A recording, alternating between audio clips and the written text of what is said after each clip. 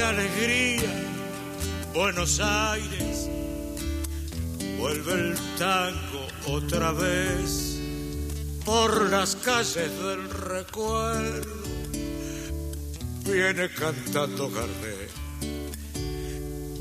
Y los pibes de mi esquina ya se aprestan a bailar esta danza tan genuina que es industria nacional.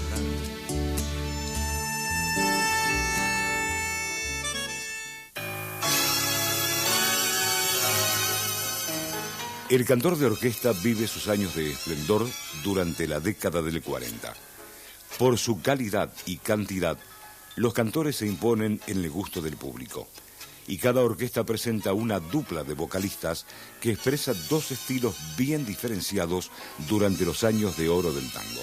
Hay bolsillos llenos en el pueblo, hay dinero para gastar. La Argentina era una fiesta y había fiestas todos los sábados y domingos en todos los clubes de todo Buenos Aires, del Gran Buenos Aires y los grandes clubes del interior. Esas orquestas que se multiplicaban y andaban en ómnibus y en autos de un club en otro tocando, llevaban cada una 2 cantores. El trabajo era excesivo, pues se trabajaba mucho, de lunes a lunes, y bueno, algunas gargantas no aguantaban, y ciertos directores con un sentido de futuro, con visión de futuro, pusieron 2 cantores. Un cantor de voz delicada, digamos así, tipo tenorito, y por supuesto el barítono, de la voz gruesa, para el repertorio especial para ese estilo de canto, ¿verdad? Había 2 instrumentales,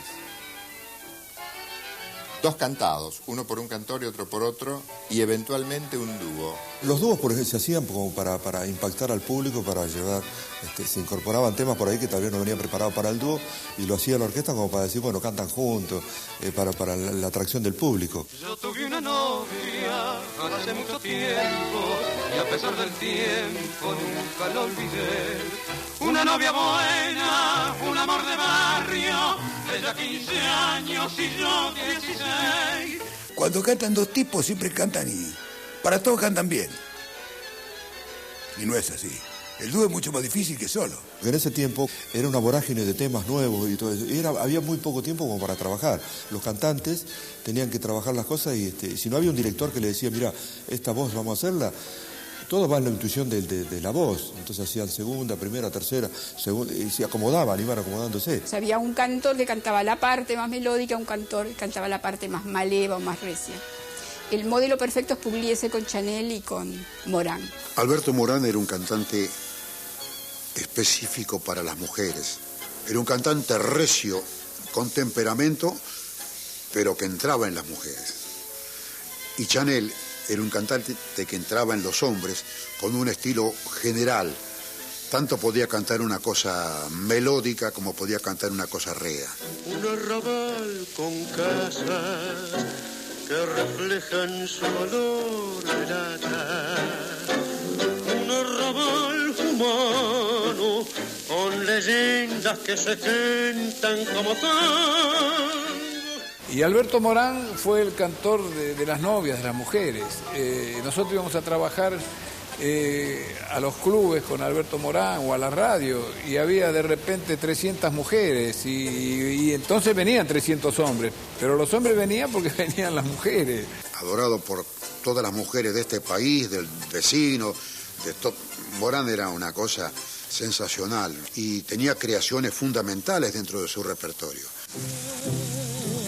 Como brujito prendido,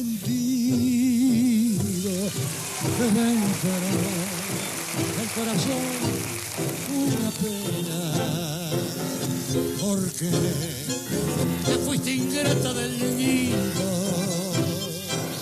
y a mi vida tan serena condenaste así al dolor. Dentro de la línea romántica, aunque con personalidades definidas, por estos años se destacan las voces de Raúl Verón, Jorge Durán y Alberto Podestá. Alberto Podestá nunca se le dio para que cantara, nunca le dio ni Di Sarli, ni Calón, ni Laura, ni por todas las orquestas que pasó, Franchini, Pontier. Nunca le dieron temas chabacaneros, por ejemplo. Siempre fue un cantor romántico. Alberto Podestá es un hombre dotado de una voz preciosa, con una afinación extraordinaria, perfecta, no siempre muy común en los cantores. Mi Di Sarli fue el que me indicó no, quédate con tu media voz, quédate, y yo no lo había hecho nunca en la vida anteriormente, cantaba como cantamos todos. Y él me empezó a indicar, no, quédate con tu media voz, quédate, la orquesta te espera, quédate. Entonces, eso fue un éxito, pero encontré mi personalidad para emplear mi media voz.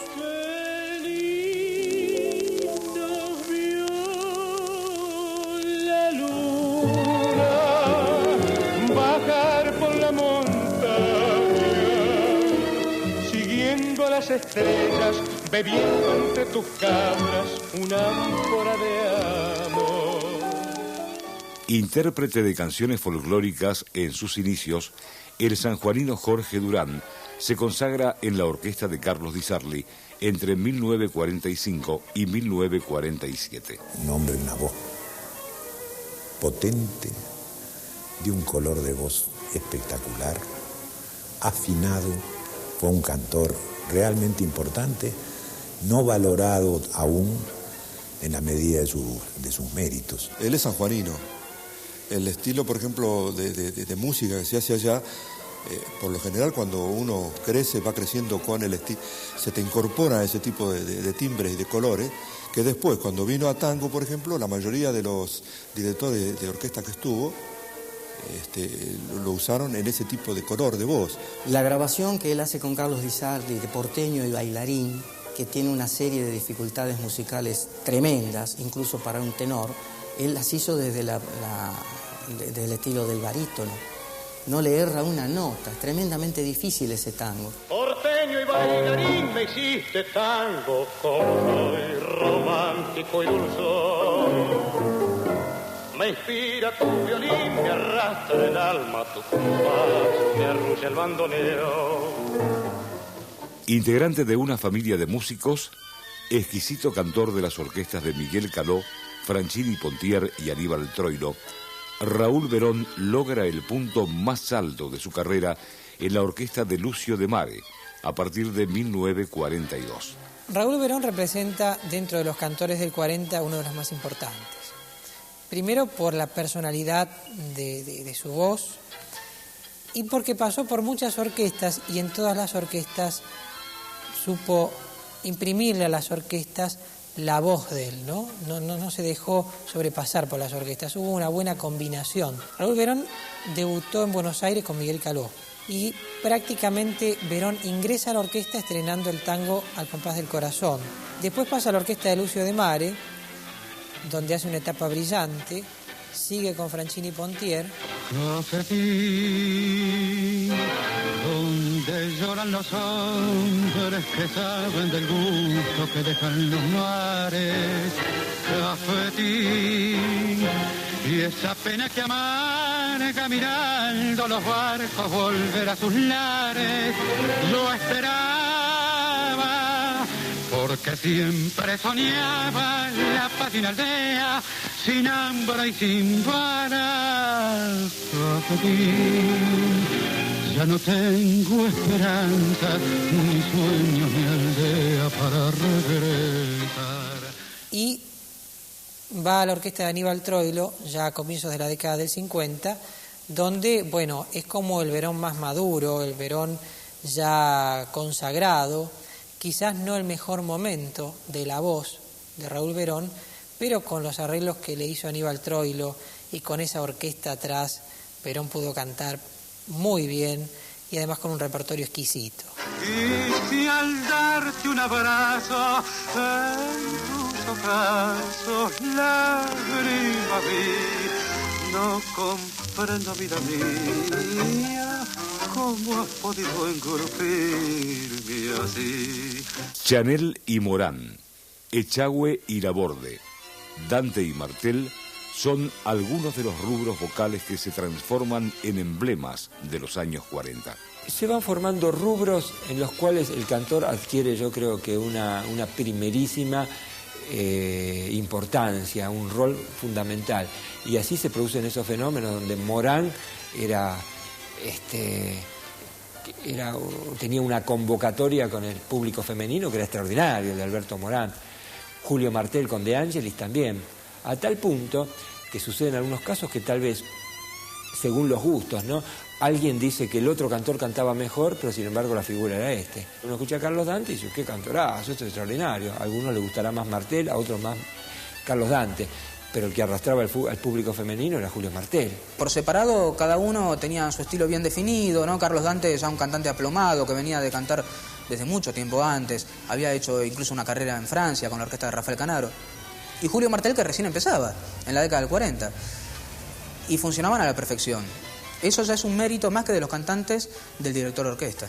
Princesita rubia de marfil, dueña de mi sueño juvenil, la que pregonando flores un día de abril, recuerdo por las calles de París. Una rosa roja para usted, roja como el ansia de querer, rosas y claveles blancos, blanco de ilusión, y sigue la princesa su pregón.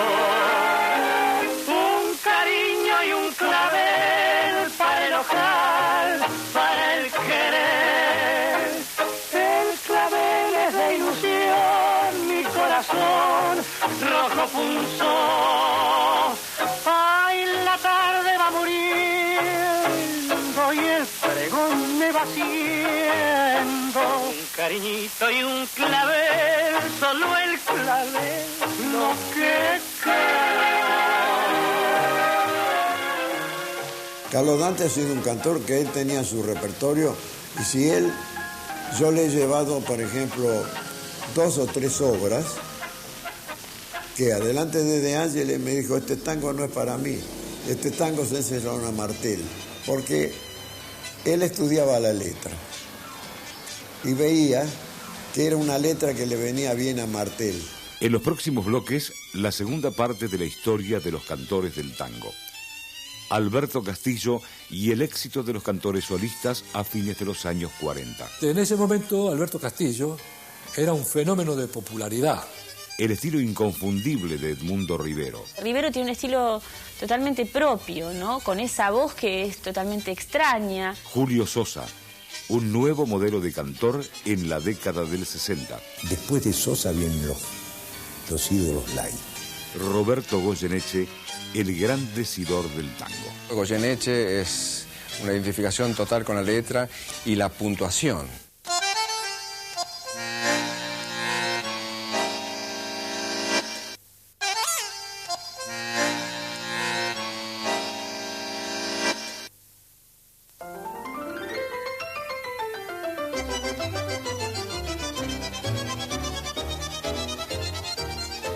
La orquesta de Juan D'Arienzo es una de las principales animadoras de la década del 40. En esta formación se destacan las voces de Armando Laborde, Alberto Echagüe y Héctor Mauré. Cuando llegó Mauré ahí se acabaron las pruebas, porque ya cuando saludé dije, te canta, tú no, buenos días. ¿Qué va a cantar? La mariposa, dijo, bueno, salud, este tiene que cantar bien.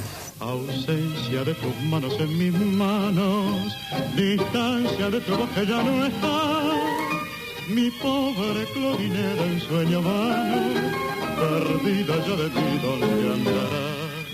Y 43 se fue Mauré,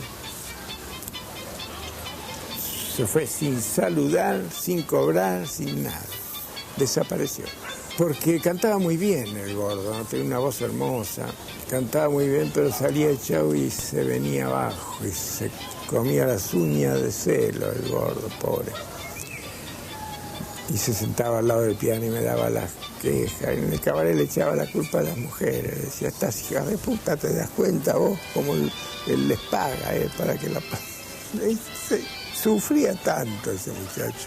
Luego de varios años de labor junto a Juan D'Arienzo, el cantor Alberto Echagüe perfila un nuevo estilo que se diferencia claramente de las variantes reci y romántica imperantes hasta el momento. Echagüe era maestro de escuela y recitaba muy bien. Él expresaba muy bien y con una mímica muy justa, muy correcta, ¿no? Y no te digo cuando empezó a agarrar la línea de los tangos en broma y eso así, los reos, cartón junado, todo eso. El hipo, el tarta, Se Peñó por Ipitapa, o sea, una serie de tangos, todos dentro de eso. Triunfó uno, bueno, seguimos tirando. Después, con el lunfardo sucedió lo mismo. Y cayó Echagüe con el Tártaro. Y llegó Juan, se lo cantó. Antes, un rato antes de la audición se lo cantó, pero ni no terminó de escuchar nada, le dijo, Varela, arréglelo. Así desesperado, cualquier cosa hubiera puesto. Qué papelón, decía yo, qué papelón. Estar ahí en ese palco mientras canta el Tártaro, decía, ¿no? Qué vergüenza. Y fue un éxito. A los 15 días fue récord de venta de discos. Durante años fue puntal del repertorio de D'Arienzo.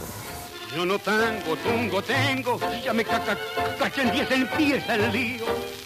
Es la lunga lengua, ese hamaca, ese araca, trancadillo. Y yo jamás la pata. Nunca mato, nunca meto que bromar. Y pa' calma, colmo peso. Paso el día sin hablar. Por su estampa y por el éxito de su repertorio, los cantores se convierten en la figura principal de los bailes. La gente se sentía atraído hacia esos cantores, tal es así que en los clubes de barrio donde actuábamos se bailaba, fundamentalmente se bailaba, y en la última vuelta hacíamos 3 vueltas de 45 minutos, la típica y la jazz, pero siempre cerraba la típica. Y en la última vuelta, las parejitas que habían estado bailando, que ya se habían hecho los negocios, vos me entendés, tomaditos de la mano, se paraban delante del palco a escuchar el cantor. El cantor de orquesta ocupa el primer lugar cuando el bailarín deja de bailar para escuchar al cantor. En los bailes era un éxito espectacular. Salíamos siempre en andas y la gente no bailaba cuando cantaban los cantores. Y cuando tocaba la orquesta lo solo, también toda la gente no bailaba con la orquesta. Los cantores se dan cuenta de que son la gran atracción de la orquesta, pero también tienen que tener conciencia de que la orquesta fue su plataforma de lanzamiento y quien les dio el estilo. Entonces vamos viendo cómo se van apartando de las orquestas por una lógica de su evolución artística, decir, bueno, esta etapa para mí ya está superada, sigo con la siguiente, es el cantor solista. Castillo se va con gran éxito como cantor solista. Jorge Vidal se va de Pugliese con gran éxito como cantor solista. Viejo rincón de mis primeros tangos, donde ella me batió que me quería, guarida de 100 noches de fandango, que en mi memoria vives todavía, oh calles de turbios caferanas, que fueron taitas del bandoneón. ¿Dónde estará mi garzonier celana, testigo de mi amor y su traición? 1943. Alberto Castillo abandona la orquesta de Ricardo Tanturi y se convierte en cantor solista. A partir de ese momento, se inicia una tendencia en la que se inscriben sucesivamente Héctor Mauré, Alberto Marino, Edmundo Rivero, Jorge Vidal y Alberto Morán. Morán ve qué atracción tenía para la gente y decide separarse y hacer su propio conjunto. Ahí yo estuve. Yo fui primer bandoneón y arreglador de la orquesta de Armando Cupo.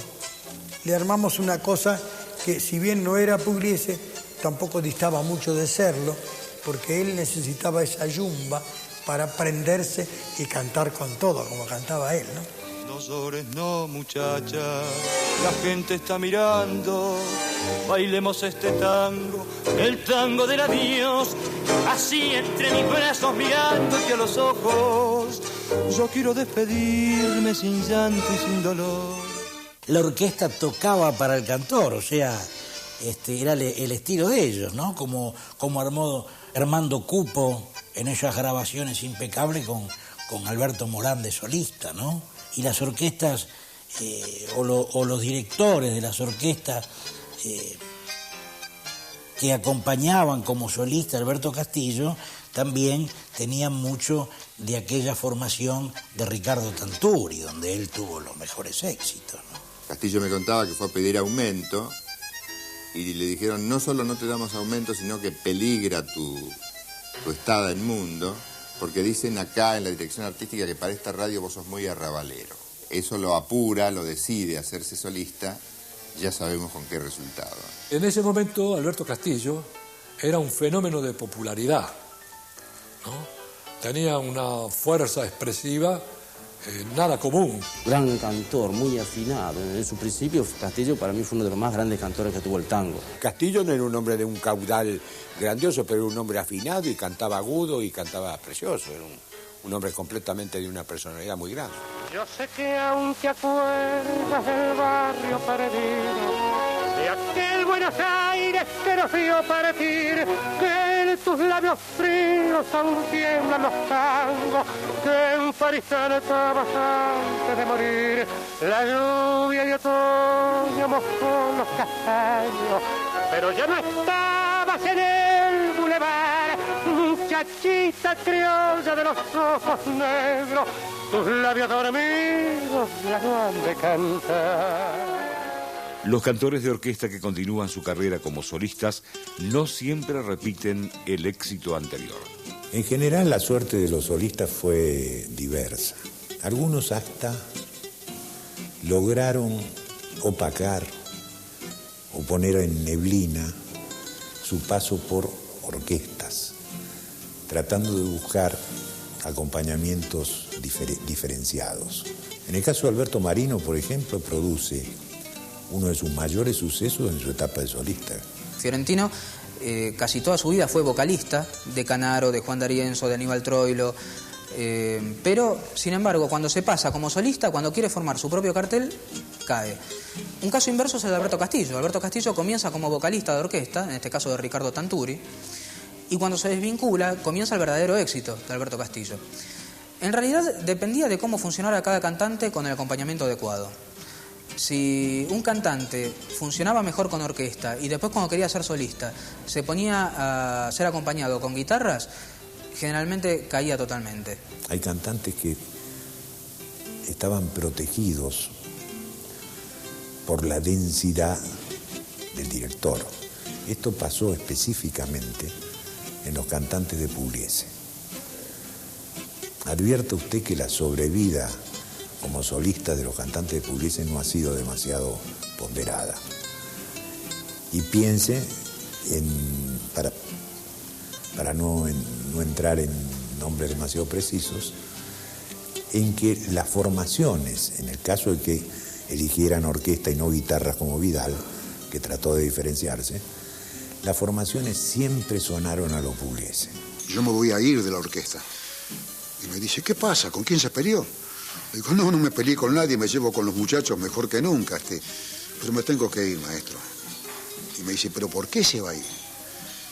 Porque si yo me quedo con usted un año más, cuando me separe de usted, voy a tener que formar una orquesta que lo imite a usted. Y no voy a poder hacer mi estilo de cantor, que yo soy un cantor con guitarras. Yo ya no tengo consuelo para mi madre, vivo tan solo y mi guitarra ya no canta. Hago fuerza para dormirme, pero el sueño está metido con vos y se me pianta. En el caso del Mundo Rivero, que tiene una larguísima sobrevida como solista, respetando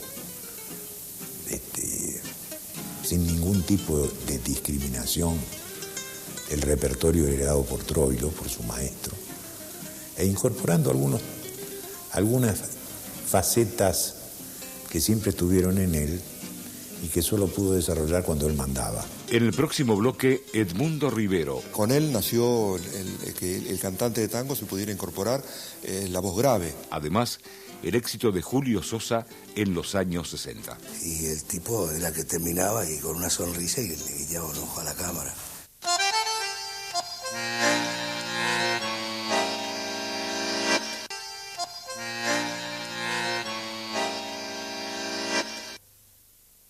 Edmundo Rivero, profunda voz del tango, se aleja de nuestra orquesta buscando, por una ley de la vida, su propio nido en su propia rama. Por eso, en mi nombre y en el nombre de todos los muchachos de la orquesta que son sus compañeros, lo abrazo y le digo simplemente, buena suerte, Gaucho. La política, amigazo, tiene sus propias razones y no es cuestión de intenciones, sino de arrimarse al nido. Y ahora solo se comenta en boliches y almacenes que el peludo se nos viene como la bocha a la testa. Los ladrones se murmuran que pronto se han de quedar sin la diaria que les dan en el comité. Si hasta los gringos, hermanos, se nos van a retomar, nos vienen dando con todo a las ganas de bailar. Resistido en sus comienzos en la orquesta de Horacio Salgán por su inusual voz de barítono bajo, Edmundo Rivero triunfa en la agrupación de Aníbal Troilo entre 1947 y 1949, año en que decide hacerse solista. Con él nació que el cantante de tango se pudiera incorporar la voz grave. A partir de ahí comenzó a aprender el oyente a familiarizarse con ese tipo de color de voz. Rivero tiene un estilo totalmente propio, ¿no? Con esa voz que es totalmente extraña. Bueno, Rivero, por ejemplo, fue un rechazado al principio. Nadie quería que Rivero grabara porque decían que no era una voz para el tango, era demasiado grave su voz y su estilo y su porte, no tenían nada que ver con lo que teóricamente era el tango. Es decir, el gusto pasaba por barítonos atenorados, caso de Rufino, caso de Fiorentino. Esto no solo ocurrió en la República Argentina, sino era un gusto generalizado. En Estados Unidos estaba Bing Crosby, que era un cantante precisamente arquetípico de ese gusto específico. Y todavía, en los años 40, había cierta dificultad para aceptar las nuevas modalidades rítmicas de Sinatra. Él cantó romántico, Bonjour Mamá, por ejemplo. Cantó canero, la milonga, esa milonga errante que canta él. Como cantor de orquesta con Pichuco, Tu perro pequinés, todas cosas bonitas que cantó. Cantó un poco de música nativa, Los ejes de mi carreta. No abarcó un solo estilo, abarcó casi los estilos de él. Edmundo Rivero se perfeccionó, escribió un libro sobre la voz. Cuando uno estudia al cantante, por ejemplo, la voz es abierta, no puede manejar clima, no puede manejar colores, no puede dejar que el espíritu de él salga.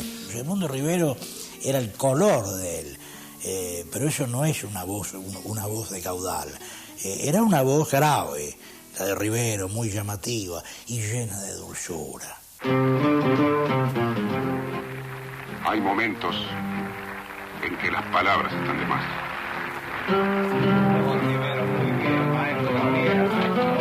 Nació de ti, buscando una canción que nos uniera, y hoy sé que es cruel, brutal quizá el castigo que te doy. Sin palabras esta música va a herirte, donde quiera que la escuche tu traición. La noche más absurda, el día más triste, cuando estés riendo o cuando llore tu ilusión. Perdóname si es Dios quien quiso castigarte al fin, si hay santos que pueden perseguir así. Si estas notas que nacieron por tu amor, al final son un silicio que abre heridas de una historia, son suplicios, son memoria, para toche herido mi dolor se alzará cada vez que oiga esta canción. Junto al renovado éxito de los cantores consagrados en los años 40, la década del 50 entrega una numerosa legión de voces que brillan en estos años. Es el caso de Ángel Cárdenas, Oscar Ferrari, Ángel Díaz, Horacio Deval, Jorge Casal, Enzo Valentino, Oscar Larroca, Héctor de Rosas, Jorge Maciel, Mario Bustos y Rodolfo Lezica. Compañero de Lezica en la orquesta de Héctor Varela, uno de los cantores más populares de la década es Argentino Ledesma. Ledesma es el producto tanguístico más específicos del país interior. En verdad nunca canté folclore. Mi vida siempre ha sido tangos, por el influjo que hubo aquella vez que murió Carlos Gardel. El negro significó algo así como la irrupción hacia el mundo específicamente porteño tanguero de un cantante bien proveniente del país interior, indisimulablemente santiagueño.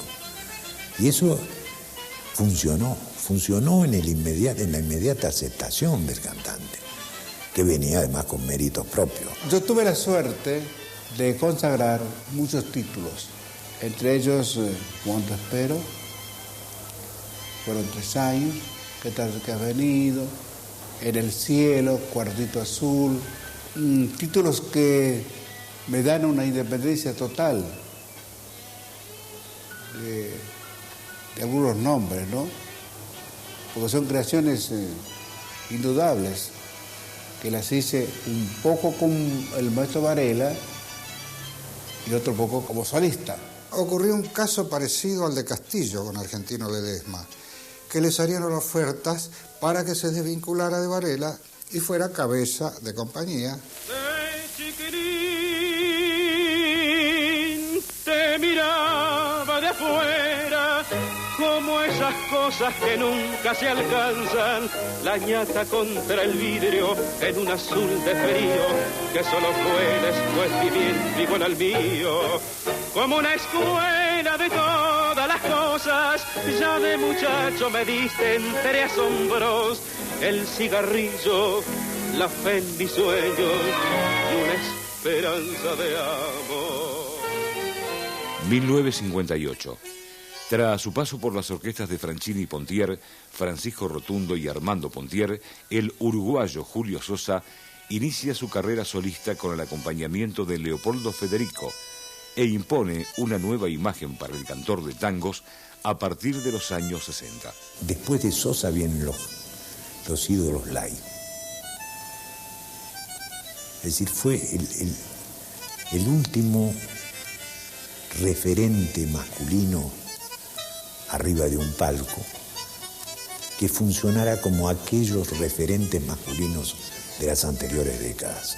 Y era un hombre que era completamente distinto, no una voz preciosa ni nada por el estilo, pero un hombre que gustaba, era muy actor, movía mucho las manos y era muy actor, decía mucho, indicaba mucho con sus manos, con su forma de ser, que fue lo que le empezó a gustar a esa generación de jóvenes. Cuando Sosa se desvincula de Franchini y Pontier, pasa a ser el cantor más importante o de mayor éxito en un determinado momento. La orquesta, están los discos. La orquesta la dirige Leopoldo Federico. Yo creo que una de las grandes cosas que tuvo Julio Sosa es que tanto en vivo como en el disco y como en televisión, el tipo tenía carisma para hacer las tres, digamos, los 3 rubros. Era un tipo de mucha calidad, muy pillo. Por ejemplo, tenía un programa de televisión que se llamaba Copetín de Tango, y el tipo era que terminaba y con una sonrisa y le guiñaba un ojo a la cámara. Una esquina de ayer, en las horas que el sol hace rato ponía, y en la mesa de un bar, una mina vulgar y un bacán que da pinta. Un bohemio en un rincón escribe letras con el dedo un gran señor, manda otra vuelta, un saludo cordial y el silbato alegrón de un vapor al llegar. En el próximo bloque, Rubén Juárez. Para mí fue el número 1 en los últimos años, ¿no?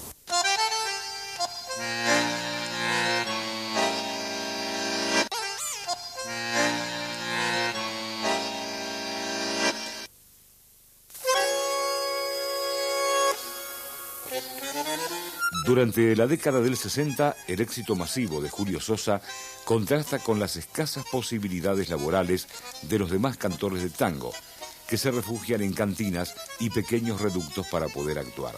En el marco de esta situación adversa, se advierte un proceso de cambio en el estilo interpretativo de los cantores. La forma que adoptaron los cantores solistas,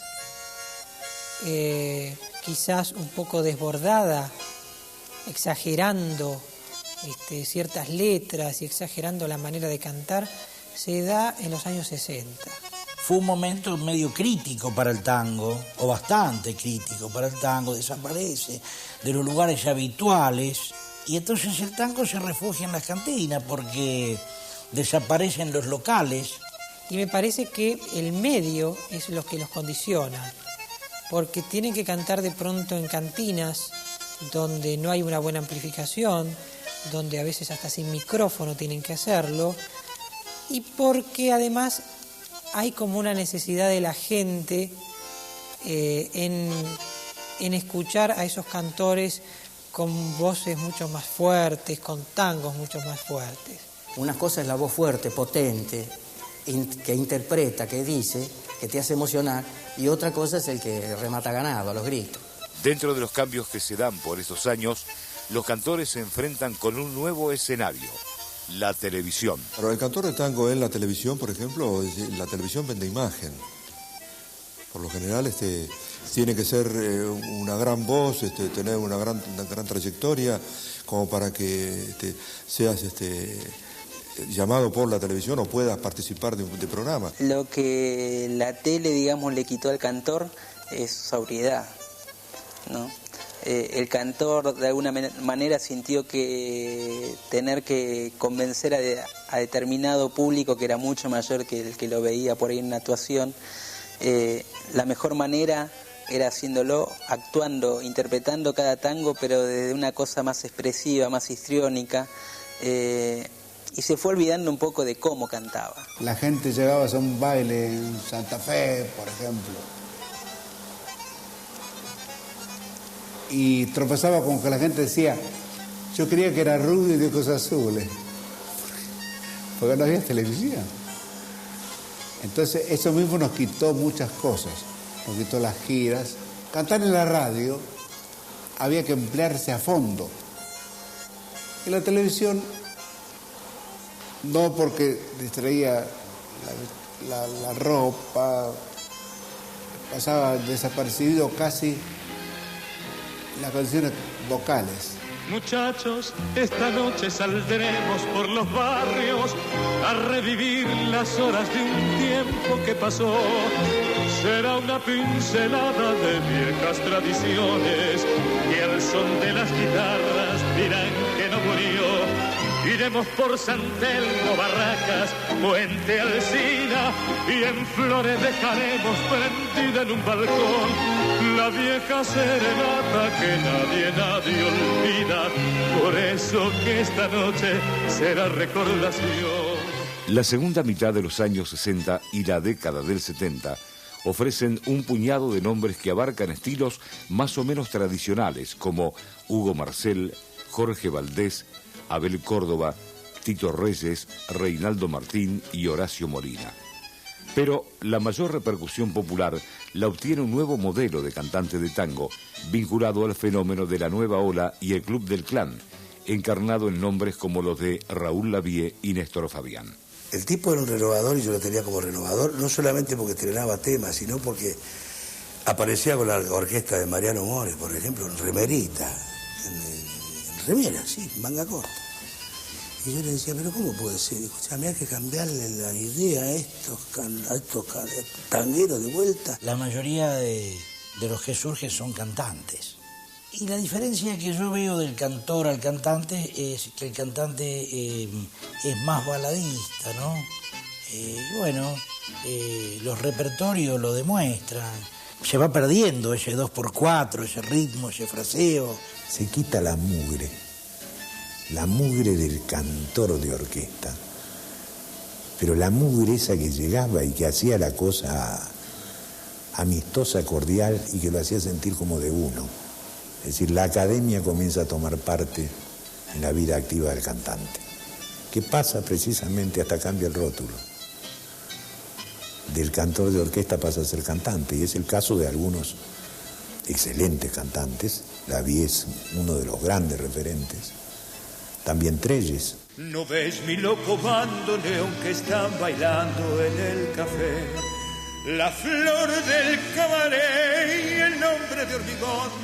Y vos quemando aceite con tu gente fraternal, le das a cada cual su comunión. Mi loco bandoneón, el mundo está en el mostrador y escucha un alemán borracho de emoción.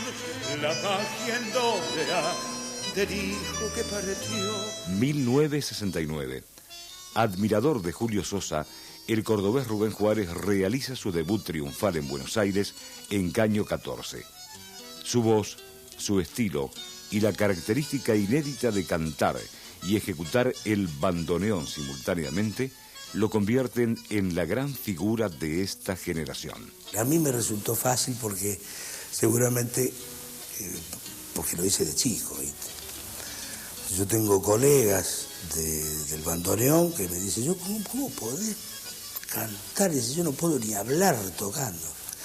Y no se puede explicar, porque si le preguntás a un cantor cómo hace para tocar un instrumento, dice, no, yo la verdad me distraigo. Cuando toco el instrumento, si me equivoco en el acorde, además, hablando de instrumentos, generalmente los instrumentos para acompañar son la guitarra, por ahí un piano, pero un bandoneón.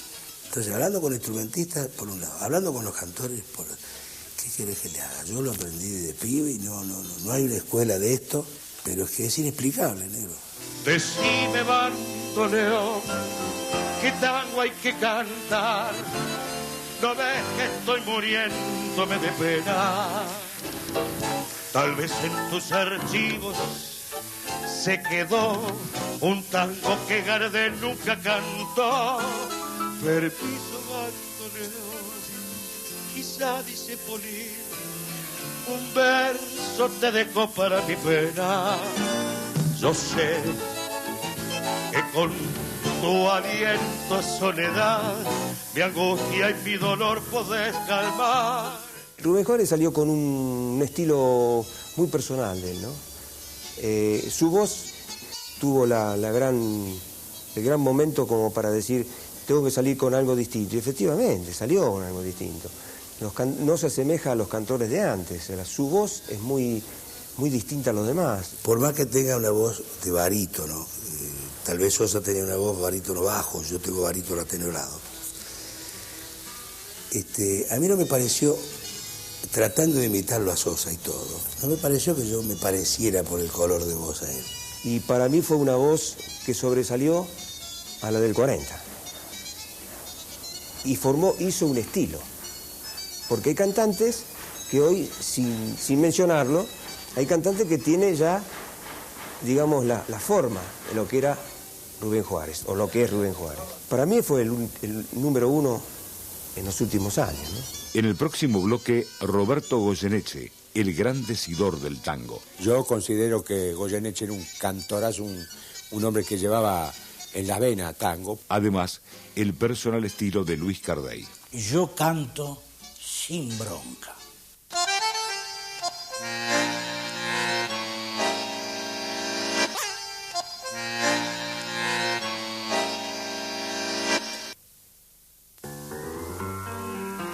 A pesar de los escasos escenarios que posee el tango durante los años 70 y 80, varios de los ídolos de la década de oro siguen actuando, como en el caso de Alberto Marino, Florial Ruiz y Carlos Acuña. Arrastré por este mundo la vergüenza de haber sido, el dolor de ya no ser.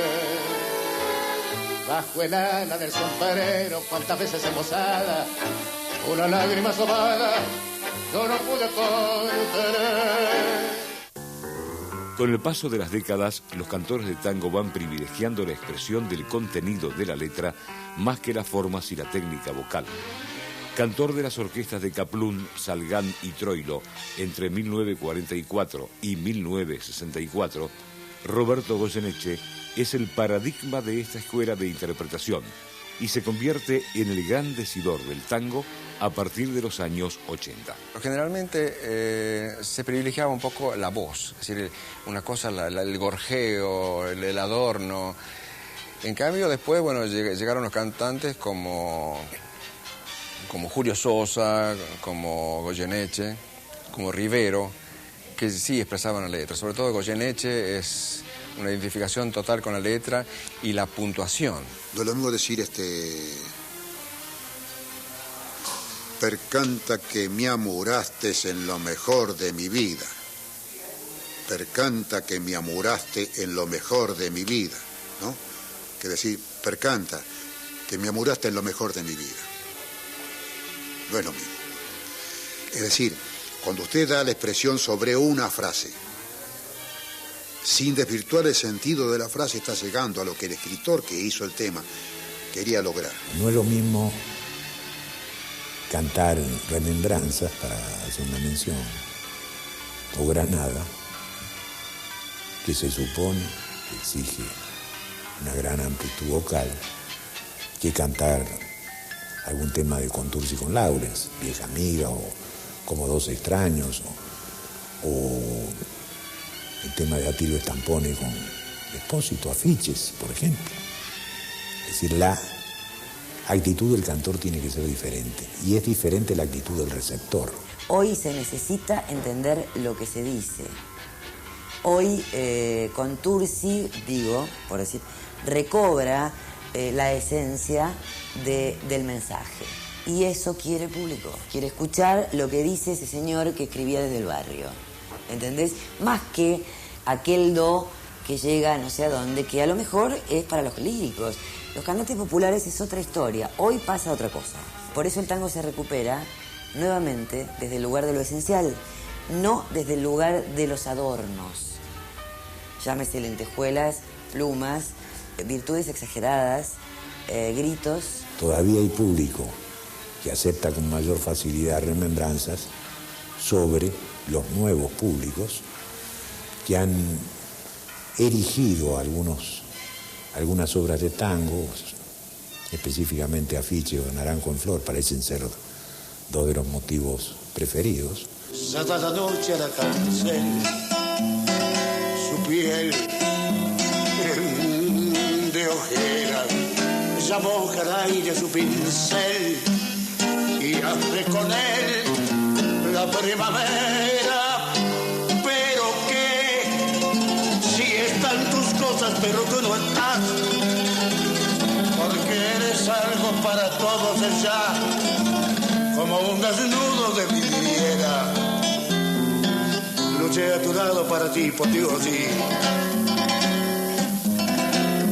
Te perdí. La primera época de Goyeneche es una época donde él cantaba con una voz impecable.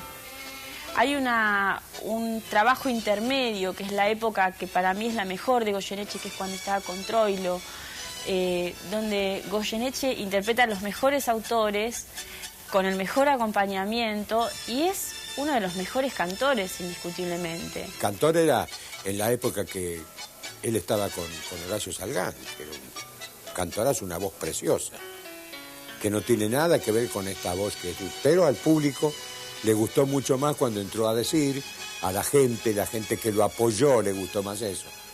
Yo considero que Goyeneche era un cantorazo, un hombre que llevaba en la vena tango, pero a mí me gusta hasta la época de Troilo. Después considero que buscó su personalidad, su forma, que fue la que le gustó al público, maravilloso eso. Es como si el público ya no quisiera perfección. Esto se ve en su adhesión a otros géneros y a cantantes total y absolutamente imperfectos que se han transformado en ídolos. Es decir, abomina de cierta perfección o de cierto parecido a la perfección y prefiere más una cosa a tempo, una cosa que lo contenga y que lo empareje. Yo creo que ese es el momento en que algunos cantantes, entre ellos el prototípico Roberto Goyeneche,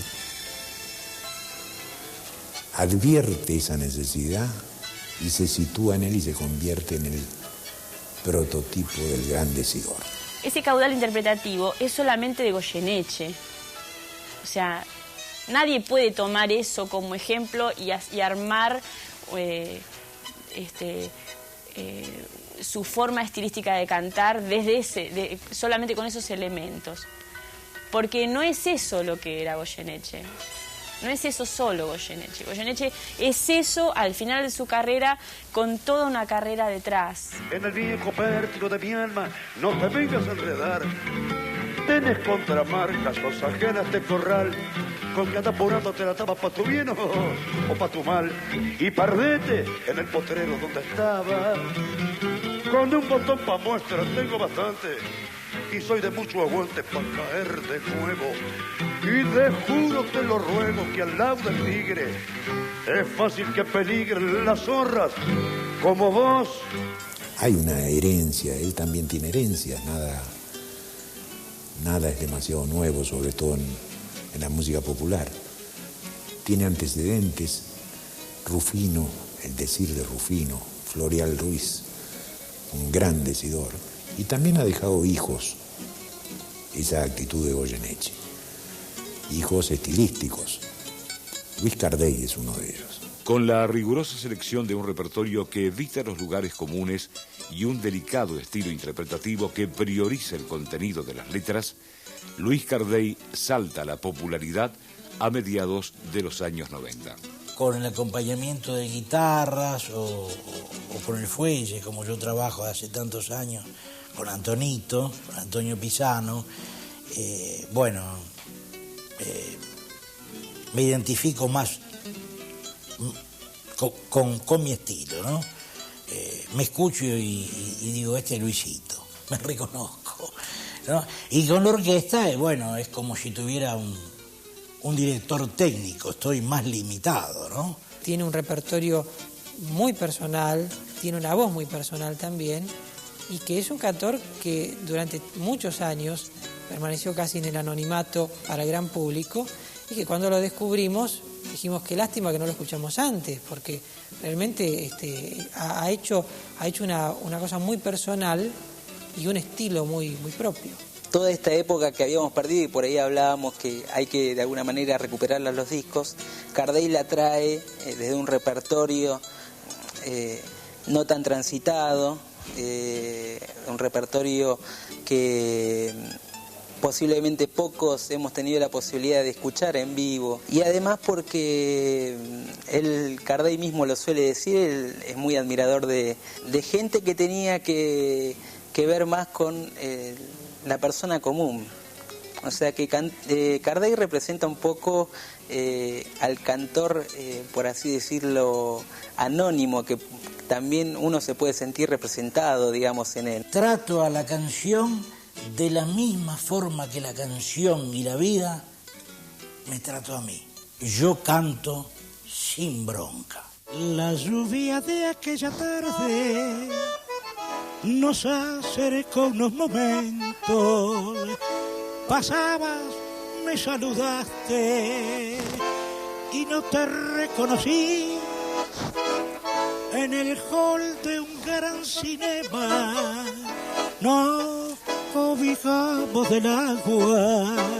Entonces vi con sorpresa tu incomparable perfil. En las dos últimas décadas, los nombres de Ricardo Chiqui Pereira, Jorge Falcón, Guillermo Fernández, Juan Carlos Granelli, Guillermo Galvé, Gustavo Nocetti y Hernán Salinas se destacan en medio de una crisis del modelo del cantor de tangos. Nosotros, ¿por qué seguimos manteniendo presente a Gardel o a Troilo Fiorentino o a Vargas? Y pues todos los días lo escuchamos por la radio.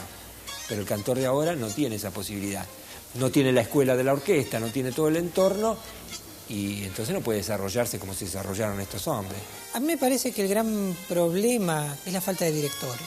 Que al faltar orquestas y al faltar directores, los cantores solistas a veces no encuentran el estilo o de alguna manera toman caminos equivocados. Caminos equivocados que pueden ser en el repertorio y fundamentalmente también en la forma de cantar. Faltan las orquestas, porque el cantor se hacía con la orquesta. Nosotros nos manejamos por el oído, o sea, la mayoría somos intuitivos, somos, digamos, orejeros cantando. No vamos a cantar. Eso lo enseñó Gardel, el fraseo, toda esta cosa, la creación del tango, La pequeña palabrita de loca mía, o esas pavaditas pequeñas son las creaciones de los cantores. Que se acuerde el público por siempre, o hacer yo una cosa y apoyarme tanto, y hacerlo así, y hacerlo así. La orquesta era algo así como una fábrica donde se trabajaba, donde se elaboraba la música, ¿no? Donde se podía aprender y hacer un aprendizaje. Y entonces al cantor le pasaba lo mismo. El cantor entraba en una orquesta, el director marcaba como quería, pero además en la orquesta se iba amasando esa voz, la personalidad, las obras que se cantaban. El bandoneonista tuvo que estudiar, porque si no, obviamente no podía tocar. El pianista tuvo que tocar, todos los instrumentistas tuvieron que tocar. El cantante cantaba, o sea, no tenía que ir a la técnica. Yo escucho muchos cantores, como les decía hoy, que tienen voces maravillosas, pero falta la dirección, que diga, no pibes, ahí estás corrigiendo todo, estás desafinando, estás haciendo una nota que no tiene nada que ver. Eso no se lo dicen. Entonces los pibes se plantan y cantan casi inconscientemente. Bueno, los alumnos que yo tengo varios, le digo, ¿sos casado? No. Tómate el olivo, andate a Europa. ¿Qué haces acá? Si no tenés chapa aquí, ¿dónde vas a cantar acá? Es muy difícil. Tenés que esperar que se mueran los que están con vida, los grandes, y andate de acá, no tenés chapa. ¿Qué vas a hacer cantando tango? Sos joven, no tenés compromiso, sos soltero, volá. Andá a buscar la gloria. Si fracasás, y siempre va a haber una cantina donde puedas cantar, pero por lo menos por amor propio con vos mismo, intenta el éxito.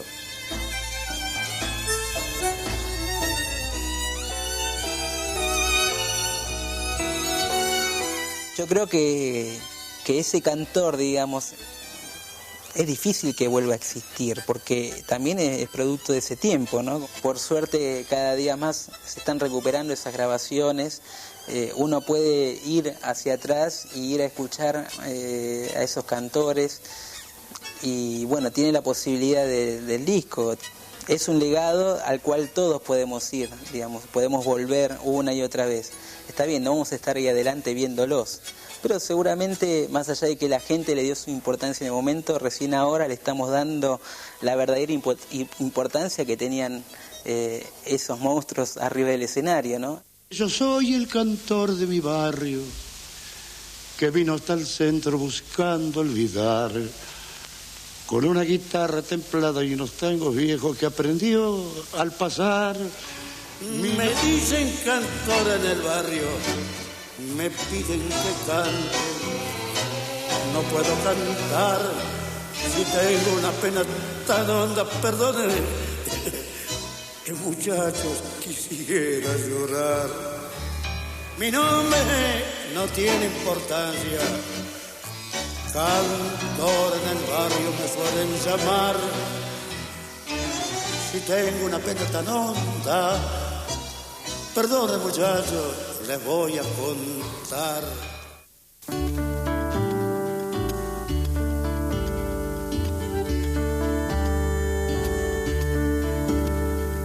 ¡Qué alegría!